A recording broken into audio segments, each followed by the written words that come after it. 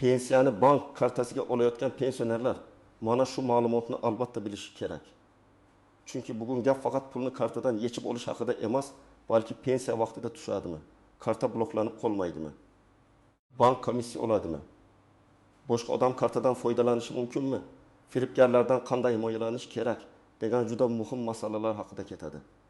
Bu ma'lumot har bir pensionerga, pensionerning farzandlariga, nabiralariga va qarindoshlariga tegishli. Hozirning o'zida kanalga obuna bo'ling, videoga like bosing. Chunki men bugun oddiy tilda amaliy misollar bilan kartaga pensiya oluvchilar nimalarni bilishi shartligini batafsil tushuntirib beraman. Avvallari ko'pchilik pensionerlar pensiyani naqd pul shaklida olardi. Kimdir pochtadan olardi, kimdir uyiga olib kelib berishlarini kutardi. Kimdir mahalladagi belgilangan joyga borib olardi. Bu tizimning qulay tomoni shunda ediki, odam qo'liga pulni darhol ushlardi. Lekin noqulay tomoni ham ko'p edi. Navbat bo'lardi, vaqt ketardi, ba'zan pul kechikardi. Odam kasal bo'lsa yoki yurishga qiynalsa, olish qiyinlashardi. Ayrim holatlarda keksa odamning o'zi pulini sanab olishga qiynalardi. Kimdir o'rniga olib beraman deb noto'g'ri foydalanishi ham mumkin edi.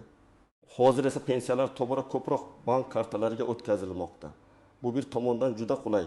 Pul kartaga tushadi, bankomatdan yechish mumkin, do'konda karta orqali to'lash mumkin. Kommunal to'lovlarni ham ilova yoki bank orqali amalga oshirish mumkin. Lekin boshqa tomondan kartaga pensiya olishning o'ziga xos xavflari va qoidalari bor.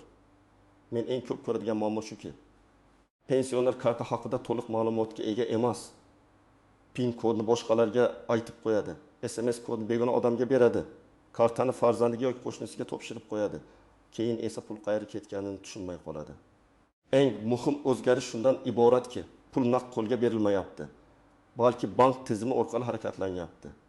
Demak, endi pensioner nafaqat pensiya miqdorini, balki bank kartasi qanday ishlashini, karta yo'qolsa nima qilishni, mablag' noto'g'ri yechilsa qayerga murojaat qilishni, pensiya tushmasa kimdan so'rashni ham bilishi kerak. Chunki karta bu oddiy plastik emas. Uning ichida sizning oylik daromadingiz, ko'p hollarda esa butun ro'zg'or xarajatingiz turadi. Birinchi navbatda pensiya kartaga tushganini tekshirishni o'rganish kerak. Ba'zi pensionerlar pul tushdimi yoki yo'qmi, buni faqat bankomatga borganda biladi. Bu noto'g'ri yondashuv. Agar telefon raqamingiz kartaga ulangan bo'lsa, SMS xabarnoma orqali pul tushganini ko'rasiz. Masalan, sizning pensiyangiz 20 million 200 ming so'm bo'lsa, karta hisobingizga shu miqdor kelganda telefoningizga xabar keladi. Agar SMS xabar kelmasa, lekin odatda keladigan kuni pul tushish kerak bo'lsa, darhol banka yoki pensiya jamg'armasi bo'limiga murojaat qilish kerak. Mana oddiy misol. Otaxon har oy 7 sana atrofida 20 million 120 ming so'm pensiya oladi. Bu oy 9 sana bo'ldi. Lekin SMS kelmadi. Otaxon kutib yuraverdi. 15 sana bankomatga bordi. Pul yo'q. Keyin ma'lum bo'ldiki, uning karta muddati tugagan. Bank yangi kartani rasmiylashtirishni so'ragan, lekin otaxon bundan bexabar bo'lgan. Agar u 8 yoki 9 sana bankka telefon qilib so'raganida, muammo tezroq hal bo'lardi. Demak, pul kechiksa o'zi tushib qolar deb haftalab kutish kerak emas. Ikkinchi muhim masala kartaning amal qilish muddati. Har bir plastik kartada oy va yil ko'rsatiladi. Masalan, 0526 deb yozilgan bo'lsa, karta 2026 yil may oyigacha amal qiladi. Shu muddat yaqinlashganda bankka borib kartani yangilab olish kerak. Ko'pchilik aynan shu joyda qiynaladi. Pensiya tayinlangan, pul hisobga kelayotgan bo'lishi mumkin, lekin karta ishlamay qoladi. Bankomat kartani qaytarib bermasligi yoki to'lov o'tmasligi mumkin. Shuning uchun men har bir pensionerga kartaning old tomoniga qarab, amal qilish muddatini yozib qo'yishni maslahat beraman. Uchinchi masala PIN kod va SMS kod. Men buni alohida urg'u bilan aytaman. PIN kodni hech kimga aytmang. Bank kodim ham, pensiya kodim ham, soliq kodim ham, mahalla kodim ham sizdan PIN kod so'ramaydi. Agar kimdir kartangizni tekshiramiz, SMS kodini ayting desa, bilingki bu juda xavfli holat. SMS kodini aytgan zavotingiz, pulingiz boshqa hisobga o'tib ketishi mumkin. Ayniqsa telefon orqali qo'ng'iroq qilib, kartangiz blok bo'ladi. Pensiyangiz to'xtaydi. Yordam puli chiqibdi. Kompensatsiya olasiz deb kod so'raydiganlar ko'paygan. Bunday vaziyatda men aniq aytaman. Telefonni qo'ying va kartaning orqasidagi bank raqamiga o'zingiz qo'ng'iroq qiling. To'rtinchi masala pensiyani kim ishlatishi mumkin? Huquqiy va amaliy jihatdan pensiya pensionerning shaxsiy mablag'i hisoblanadi. Farzandlar yordam berishi mumkin. Na biri bankomatdan pul yechib berishi mumkin. Lekin bu faqat pensionerning roziligi bilan bo'lishi kerak. Agar pensioner kartani o'g'liga berib qo'ygan bo'lsa, o'g'il har oy pulni olib otasiga yoki onasiga bermasa, bu oilaviy muammo bo'libgina qolmay, moliyaviy suiiste'molga ham aylanishi mumkin. Men amaliyotda shunday holatlarni ko'p ko'rganman. Kampir onaxon 1 million 100 ming so'm pensiya oladi. Karta kelinda turadi. Onaxon esa har oy faqat 200 ming so'm oladi. Qolgan pul qayerga ketayotganini bilmaydi. Bunday vaziyatda pensioner bankka borib yangi karta ochtirishi, eski kartani bloklatishi va SMS xabarnomani o'z telefoniga ulatishi kerak. 5-masala bankomatdan pul yechishda ehtiyot bo'lish. Bankomat oldida begona odamdan yordam so'rash juda xavfli. Agar ko'zingiz yaxshi ko'rmasa, tugmalarni bosishga qiynalsangiz, albatta ishonchli yaqin odamingiz bilan boring. Lekin tasodifiy odamga kartani berish, pin kodni aytish, o'zim yechib beraman degan odamga ishonish mumkin emas. Masalan, pensioner 800 ming so'm yechmoqchi bo'ladi. Yondagi notanish odam men yordam beraman deydi. Kartani olib 800 ming emas, 1 million 200 ming so'm yechadi. 800 mingni beradi. Qolganini o'zida olib qoladi. Pensioner esa chekni tekshirmasa, buni bilmaydi. Shuning uchun har doim bankomatdan chiqqan chekni oling yoki SMS xabarni darhol tekshiring. 6-masala karta orqali to'lov qilinganda pul qancha yechilganini kuzatish. Do'konda bir 20 ming so'mlik oziq ovqat olsangiz, terminaldan aynan bir 20 ming so'm yechildimi? Shuni ko'ring. Ba'zan xatolik bilan boshqa summa kiritilishi mumkin. Masalan, 75 ming so'm o'rniga 750 ming so'm kiritilib ketishi ehtimoli bor. Bu har doim yomon niyat bilan bo'ladi demayman. Ba'zan sotuvchi ham adashadi. Lekin pul yechilgandan keyin uni qaytarish uchun vaqt, ariza va tekshiruv kerak bo'ladi. Shuning uchun terminal ekranidagi summani ko'rmasdan turib kartani tekkizmang yoki pin kodni kiritmang.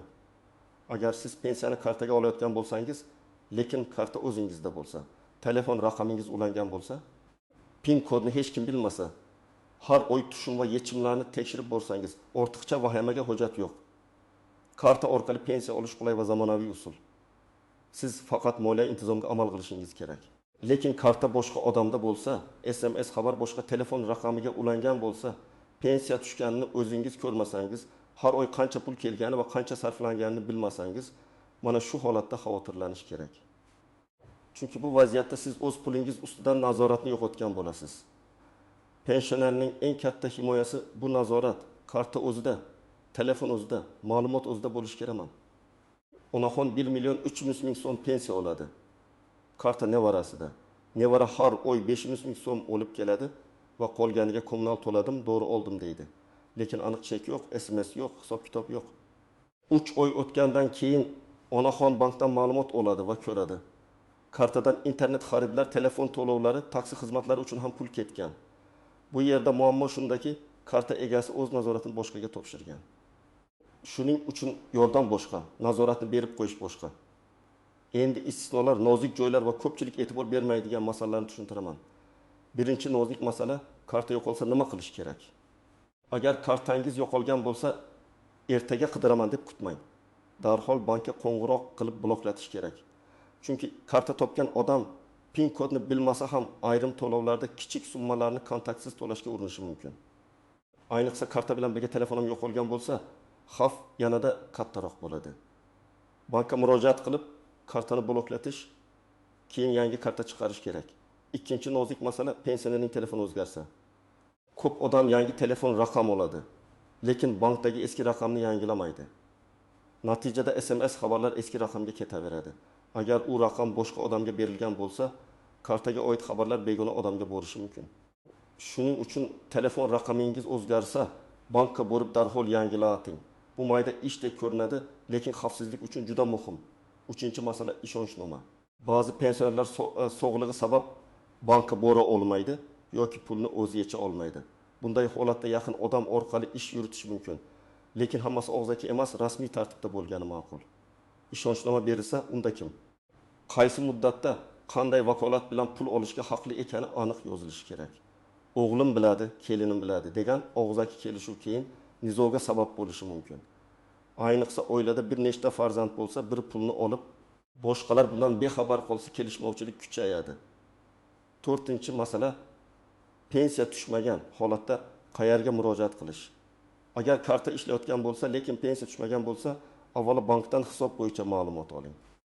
Bank mablag' kelmagan desa, keyin pensiya jamg'armasining hududiy bo'limiga murojaat qiling.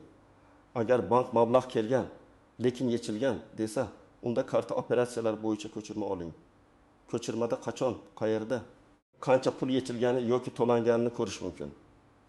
Mana shu hujjat keyingi murojaat uchun asos bo'ladi. 5-masala bank komissiyalari va bankomatlar. Pensiya kartasidan o'z bankingiz bankomatida pul yechsangiz, shartlar bir xil bo'lishi mumkin. Boshqa bankomatida esa komissiya bo'lishi ehtimoli bor. Men har bir pensionerga o'z bankidan aniq so'rashni tavsiya qilaman. Pensiya kartamdan naqd pul yechsam komissiya bormi? Qaysi bankomatda bepul? Boshqa bankomatda necha foiz olinadi? Masalan, siz 20 million so'm yechasiz. Agar 1% komissiya bo'lsa, 10 ming so'm ketadi. Bir qarashda kam ko'rinadi. Lekin har oy shunday bo'lsa, yiliga 20 ming so'm bo'ladi. Pensioner uchun bu ham pul. 6-masala qarzdorlik va majburiy yechimlar. Ayrim hollarda odamning bank hisoblariga ijro hujjatlari, kredit qarzlari yoki boshqa majburiyatlar bo'yicha cheklovlar qo'yilishi mumkin. Bu masala juda nozik. Agar kartangizdan siz kutmagan summa ushlab qo'linsa, darhol bankdan nima asosda yechildi deb yozma yoki rasmiy ma'lumot oling. Faqat telefon orqali shunaqa bo'libdi degan javob bilan cheklanib qolmang. Agar ushlab qolish noto'g'ri bo'lsa, tegishli tashkilotga ariza berish kerak bo'ladi. Eng muhimi, har bir yechimning asosi bo'lishi kerak. 7-masala. Pensioner vafot etganidan keyingi karta. Buni aytish og'ir, lekin bilish kerak. Pensioner vafot etganidan keyin uning kartasidagi pul, keyingi tushumlar va meros masalasi alohida tartibda ko'riladi. Qarindoshlar karta bizda edi deb pulni ishlatib yuborsa, keyin huquqiy muammo chiqishi mumkin. Bunday vaziyatda bank va tegishli idoralarga qonuniy tartibda murojaat qilish kerak. Bu yerda hamma narsa hujjat bilan hal qilinadi. Endi nima qilish kerakligini aniq qadamlar bilan aytaman. Birinchi qadam, kartangizni tekshiring.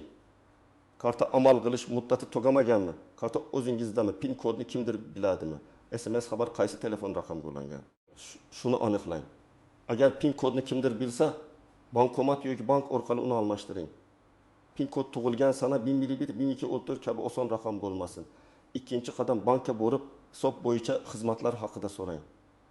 Siz men pensiyani shu kartaga olaman, menga SMS xabarnoma ulanganmi?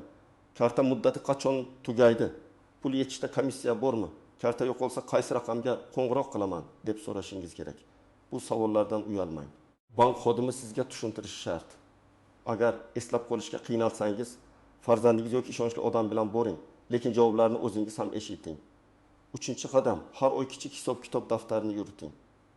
Masalan, birinchi qatorda pensiya tushdi, 1300 ming so'm deb yozasiz. Keyin dori 2020 ming, oziq-ovqat 400 ming, kommunal 1040 ming naqd yechildi, 300 ming deb yozib borasiz. Oy oxirida kartada qancha qolish kerakligini bilasiz. Bu juda oddiy usul, lekin pul yo'qolishini, ortiqcha sarfni va kimdir ruxsatsiz ishlatganini tezda aniqlashga yordam beradi. 4-qadam, bank o'chini vaqti bilan oling. Agar internet ilovadan foydalansangiz, u yerda ko'rishingiz mumkin. Foydalanmasangiz, bankka borib chiqarib berishlarini so'rang. Ayniqsa karta boshqa odam qo'lida bo'lgan bo'lsa, albatta ko'chirma oling. Ko'chirmada hamma narsa ko'rinadi. Qayerdan pul kelgan? Qayerga ketgan? Bankomatdan qancha yechilgan? Terminal orqali qayerda to'langan? 5-qadam, firibgarlikdan himoyalaning. Hech kimga karta raqamini to'liq aytib yurish kerak emas. Ayniqsa amal qilish muddati. CV kod va SMS kodni umuman bermang. CV kod kartaning orqa tomonidagi 3 xonali raqam bo'ladi. Uni aytsangiz internet orqali pul yechilishi mumkin. Bank kodimi sizdan bunday kodni so'ramaydi. Agar kimdir pensiyangizga qo'shimcha pul chiqdi, tasdiqlash uchun kod ayting desa, bu katta ehtimol bilan firibgarlik. 6-qadam, pensiya tushmasa tartib bilan harakat qiling. Avval bankka murojaat qiling. Hisobga pul kelganmi? Yo'qmi? Shuni aniqlang. Keyin pensiya jamg'armasi bo'limiga boring. O'zingiz bilan pasport yoki ID karta, pensiya hujjatlari, bank kartasi, telefon raqamingiz, agar bo'lsa bankdan olingan ko'chirma yoki ma'lumotnomani olib boring. Ariza yozishda falon oy uchun pensiya mablag'im kartamga tushmadi yoki mablag' tushgan, lekin men foydalanmagan, operatsiyalar bor deb aniq yozing. Arizada sana karta hisobingiz, telefon raqamingiz va imzo bo'lsin. 7-qadam. Oilada ochiq gaplashing. Agar farzandingiz yoki nabrangiz sizga pul yechib berayotgan bo'lsa, har oy hisobni birga ko'rib chiqing. Bu ishonchsizlik emas. Bu tartib. Men seni tekshiryapman deb emas. Pulimni to'g'ri rejalashtirishim kerak deb tushuntiring. Pensioner o'z pulini bilishga haqli. Hech kim siz tushunmaysiz, kartani men yuritaman deb sizni chetga chiqarib qo'ymasligi kerak. 8-qadam. Sog'lig'ingiz sabab banka bora olmasangiz, rasmiy yo'lni tanlang. Ishonchnoma kerak bo'lsa, notarial yoki belgilangan tartibda rasmiylashtirish masalasini aniqlang. Vakolat kimga berilayotganini puxta o'ylang. Eng muhimi, pul ishlatilishi bo'yicha hisob beradigan, sizga har oy tushuntiradigan odam bo'lsin. Ishonchli odam ham hujjat va hisob kitob bilan ishlasa, keyin hech kimda savol qolmaydi. Yana bir muhim maslahat. Kartangizni telefoningizga ulangan ilovalarga begona odam o'rnatib bermasin. Agar mobil bank ilovasi kerak bo'lsa, bankning o'zida yoki ishonchli yaqin insoningiz yordamida o'rnating. Ilova parolini alohida saqlang. Telefoningizga ekran qulfi qo'ying. Telefon yo'qolsa, nafaqat aloqa, balki bank ma'lumotlari ham xavf ostida qoladi. Shuning uchun telefon ham karta kabi muhim himoya vositasi hisoblanadi. Demak, pensiyani kartaga olish qulay. Lekin bu qulaylik bilan birga mas'uliyat ham keladi. Siz kartaning muddatini bilishingiz, PIN kod va SMS kodini sir saqlashingiz, pensiya tushumini tekshirishingiz, bank ko'chirmasini nazorat qilishingiz va begona odamlarning yordam degan bahonasiga ehtiyot bo'lishingiz kerak. Eng muhimi, pensiya sizning shaxsiy mablag'ingiz. Uni qanday ishlatish va kimga ishonish masalasida oxirgi qarorni siz qabul qilasiz. Agar siz yoki yaqinlaringiz pensiyani kartaga olayotgan bo'lsa, bugunoq kartani, telefon raqamini, SMS xabarnomani va oxirgi operatsiyalarni tekshirib qo'ying. Izohlarda yozing. Siz pensiyani kartaga olasizmi yoki naqd olasizmi? Kartadan foydalanishda qanday muammoga duch kelgansiz? Videoga like bosing, kanalga obuna bo'ling. Chunki men bunday muhim masalalarni oddiy tilda tushuntirib boraman.